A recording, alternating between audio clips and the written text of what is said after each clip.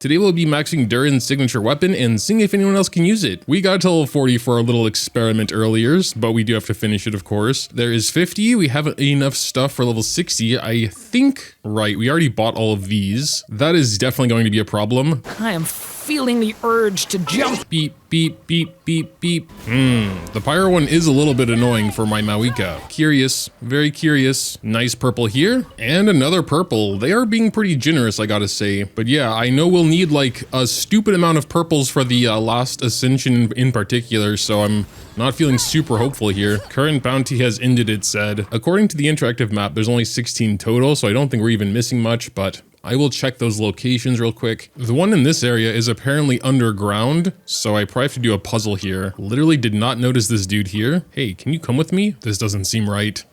Oh, wait, this dude. How do I activate them? I'll take you also just in case. Do something. Oh man, I got him stuck in there. Well, there's another one over here I just randomly stumbled across, so sure.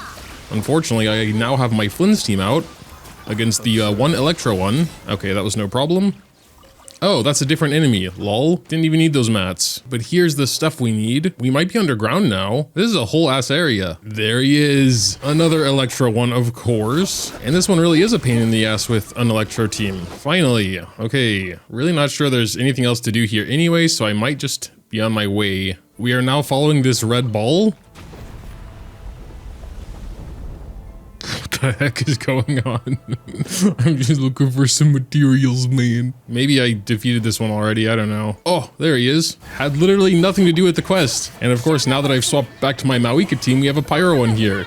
This is fantastic. Yes, purple. Nice, nice. We got another one. Purple, purple, purple, purple. Nope. There is one as well. No perp. Yeah, there is actually a lot more than the adventure handbook shows. There's another one. No perp. There is another one here. There are so many more than the adventure handbook shows. That's crazy. And a purple. Whatever. Let's head to the crafting station and see how close we are anyway. Equipped weapon ascension 6. Let's craft all the stuff we need to start so we can really see what's going on. Okay, we're actually not too far off. We need 6 more purples here. And I think we're even good on the weapon materials as well. Yes, indeed. So no resin farming needed. I know for a fact this ley line does in fact contain one of those elites, and if push comes to shove, we'll just, you know, cycle this a few times. I would prefer to do the, oh wait, there are 2? And I think they both dropped purples. Dude, that was awesome. I'm so glad I didn't try this very long when DURIN was raising himself. Imagine like spending 20 minutes to kill him, and then another one pops up. And also, if I'm gonna be spamming some ley lines, I would prefer the gold ones, so let's do that. We probably need at least 1 or 2 more elites, so we'll see here. These are just common enemy mats, but we still need those. Wrong elite, unfortunately. How about this one?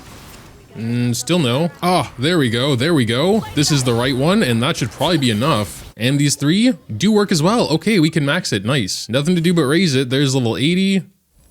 Final ascension and level 90. There we go. Let's go ahead and take a look at those base stats now. Very middle of the road, 608 base, 33 crit rate. Totally fine for DURIN as well, of course, although maybe he would have appreciated a little more base attack, depending on investment. Like at C1, all this stuff gets stronger with attack, and just generally it would have been easier to meet his 2500 requirement here, although, you know, with a well-built DURIN, it shouldn't be much of a problem. Anyway, let's take a look at that passive. Crit damage specifically for elemental burst is increased by 16%. Already a little niche, but not too niche yet. The second part makes it a lot more niche already. It's a 3-second attack buff when burst hits enemies, 20% attack for the wielders, 16% attack for the rest of the team. So, you know, we don't have too many team-wide attack buffing weapons, so it's cool to see them, but unless it's a sword wielder where their burst can hit enemies at least every 3 seconds, I don't know how useful it's going to be. The final part increases the effects by 75% if you have 2 Hexrai characters in the team. So DURIN counts for 1, you would need 1 other, but I assume you don't need to give this to a Hexrai character as long as there are 2 other Hexrai characters, but we're getting into very, very niche teams then at that point. I do like to try and make sure I understand things right. So we're going to do a quick experiment, just focusing on DURIN'S own attack buff here of 20%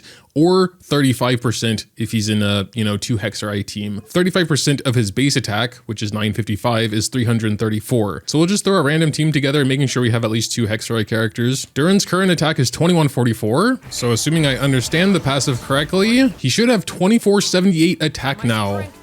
If I can please open that. Okay, he has 2,670. Oh no, why? Because he also has Oblige. I forgot about that. And 20% of 955 is 191. So if we plus 191, we should get his current attack 2669, 2670, it's 1 point off, rounding stuff. So yeah, I understand the passive. It is a decent passive, you know, team-wide attack buff that is almost as strong as the Durin buff we just checked out. The problem is, with them just being decent buffs, the requirements are very strict, which is no surprise. It's like that with most weapons these days. So let's take a look at our sword users. Of the ones that can't do consistent, long-ish lasting burst damage, no for Skirk, no for Dahlia, no. I'm pretty sure it's like this. I guess it is somewhat subjective, like Ayaka's burst, for example, can last some time, and it obviously hits fast enough, but it's still not a huge part of like a full rotation. I'm also not saying it's bad for everyone crossed out or good for everyone not crossed out. These are just the units that can at least somewhat consistently keep the passive up. Kazuha is also arguable with an 8-second duration and a 15-second cooldown. C1 does reduce the cooldown and gives you a way to reset it, so something to think about. When we are talking about Kazuha in particular, though, I just think he would always prefer to have an EM weapon. So with all those caveats, I do want to put a mark on him as well. The mannequins can technically do burst damage every 0.5 seconds if an enemy enters their like radius thing on their burst. But to be honest, I've kind of ignored Milliastra Wonderland. Mine are level 20, so I don't think there's going to be much point of trying that. So I'm going to just put a mark on them for my sake, but that's not to say it's like not a good weapon for them. Nilou's not crossed off because of an assumption that her lingering Aeon is burst damage. She applies it with burst, so I assume it is burst damage, though I'm probably going to cross her off anyway because it's Nilou. Not only is she pretty much a pure HP scaler, she's also not often in teams with attack scalers. I would say Layla falls pretty much under the same camp. Like her burst can hit often enough, but also as an HP scaler for, you know, her damage and her shield strength, I just don't think it's worth giving her an attack focused weapon. If anyone still unironically uses Kaya, it actually would be pretty good for him. At C2, his burst can last as long as his cooldown, and it does attack often enough to give himself the attack buff as well as his teammates. As a typical attack scaler, the stats are actually good for him as well. If Kaya was maybe a little stronger, he'd be actually a really good contender. When it comes to Jean, I'm not sure how consistent this will be because it says it deals animo damage when opponents enter or leave her field, so Jean's more of a maybe in this case. Ayato is definitely one of the most consistent burst damage dealers. I mean, 18-second duration, 20-second cooldown, very large AoE, and while I don't think the burst damage does much damage itself, it procs the passive. But I mean, yeah, it's Ayato. I'm personally not the biggest Ayato enthusiast, but some people probably are, so an idea there, I suppose. Xingqiu might be one of the most interesting use cases. You know, all of his rain swords are considered burst damage, and they can happen much faster than once every 3 seconds. He's used in a lot of teams for his excellent Hydra application, and a lot of those do happen to be with other attack scalers. Also, even the 16 crit damage for ultimate damage would probably be more impactful on Xingqiu because he generally doesn't have a lot of stats to work with, as you make absolutely sure he has enough energy recharge. I haven't used Lynette and Kirara too much, so we're gonna have to try them out, but yeah, that's pretty much it. First of all, I do want to see if there's any sort of indication we have this buff here, so we're just gonna like do DURIN'S burst here. I currently don't see anything. We should have the buff. Maybe it'd be easier to see on someone that's not Durin. I mean, sure, gotta try Lynette anyway, so let's give it to her to start. Yeah, okay, that definitely attacks fast enough for sure. Let's try that again, I guess. There's her burst. I mean, yeah, I don't think there's much of an indication, so we're just gonna have to like believe the wording, I guess. 12-second duration, 18-second cooldown. Not perfect, of course, but decent. I would say it's absolutely usable if you like Lynette. Let's try Kirara, see what's going on there. Yeah, so I just want to look at her burst damage, really. There we go. Oh, I didn't know it immediately explodes. I mean, the little cat things down here, you know, I think are burst damage, so we technically should have gotten the buff there as well for 3 seconds. So I guess technically it could work, but I kind of don't want to count it. Wait a minute. Oh, very interesting, very interesting. At C4, Kirara can do coordinated attacks that are considered burst damage from the off field. Unfortunately, it's only every 3.8 seconds and not every 3 or less, but as a matter of fact, that should have counted as well, right? It does. Wait, hold on, look. We have the attack buff for those 3 seconds down there. You can see that, and then it goes away after those 3 seconds. I am not perfect. I'm sure there is probably something else like that tucked away in a constellation or maybe a passive talent where something is considered burst damage, like on Kirara C4. But yeah, that's pretty cool. Just gotta do a normal attack while you have one of her shields. And that's burst damage. I can't really try Albedo's C2, but this is an additional attack that is also considered burst damage, though just based on intuition, I can't imagine this is going to be a consistent thing. And these fatal blossoms that spawn from his burst, I think all explode pretty quick as well. When it comes to actual burst DPSs, like I guess Ayaka and a couple others, you can make burst DPSs. Even though their damage happens, you know, short, I still think it's a good weapon for their personal damage. Like with Skirk, her burst hits several times very fast, so she herself will get the attack buff and increase the damage of her burst. Again, I do want to try Xingqiu. He's been running a sacrificial sword since the beginning of the game, so, and especially for him, I do think it's a very good weapon. Like, he needs a lot of energy, and his E is on such a long cooldown, so it's just like an easy way to fill up his burst, and I'm still not sure the extra damage he would do with this, even maybe with the party, you know, share, would be worth not having a consistent burst. So an actual team I would use Xingqiu in with 2 Hexerai characters as well. Oh, they have a Hexerai sorting as well, so we can just see all of them. Could just use both, maybe like an over vape situation. Just throw Mawika and she does everything. But actually, I mean, yeah, sure, why not? So I guess the plan would be to boom up Xingqiu. How's your energy, buddy? See, that's what I'm talking about. I would love to do another E now. I mean, it was pretty good. Without Sack Sword, he'd probably need even more ER, or another Hydra on the team would help, but I don't know, man. We should definitely be able to have his burst now. I just kind of want to see what it's doing more than anything. So we'll just do some like normals. I mean, 7,000 per blade is actually kind of crazy.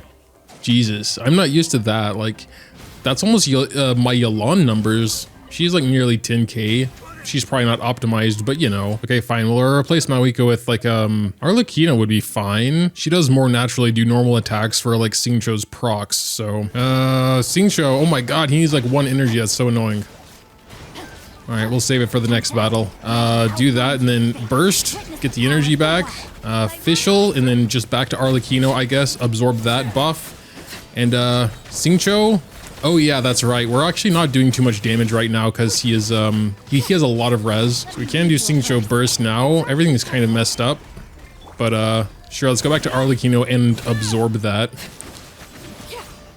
Now he's like halfway. Okay, yeah, 7,500 Xingqiu's blades there. Even outside of a Hexerai team, 16% party-wide attack buff is pretty good. Should be very consistent as well. His burst hits often enough. If I wanted to purely focus on that, then I would have to ignore his damage more or less, which I think would be a shame, but you know, maybe we can find some balance in there. Let's just try an ER Sands, for example. He should be around 200, 209. Go to Xingqiu, do his thing. Okay, that's still not enough. Damn. Though I guess when it comes to party buffing swords, this might be the best one actually. Freedom Sworn's pretty good, but it doesn't have the best uptime. Peak Patrol Song is just a little annoying. He needs a ton of def to max it out, and he would need to do like 2 normal attacks. This weapon, if you can manage the energy, just kind of works with him anyway. So yeah, besides obviously Durin, Xingqiu might be the most interesting use case. Moving on to the boring discussion of stat stick. Yes, it's actually a very good stat stick. Even for characters that don't strictly scale with attack like Chiori and all hate them, I still think it'd be good because it doesn't super favor the base attack. There's that, there's his weapon. Overall, I do love seeing, you know, party-wide buffs on weapons because they are still pretty rare. Just as usual, to fully max it, unless your Durin is pretty hard. Feel free to leave any thoughts you have in the comments down below though. Dropping a like or subscribing if you enjoyed is always greatly appreciated as well. Thanks, as always, for watching, and until next time.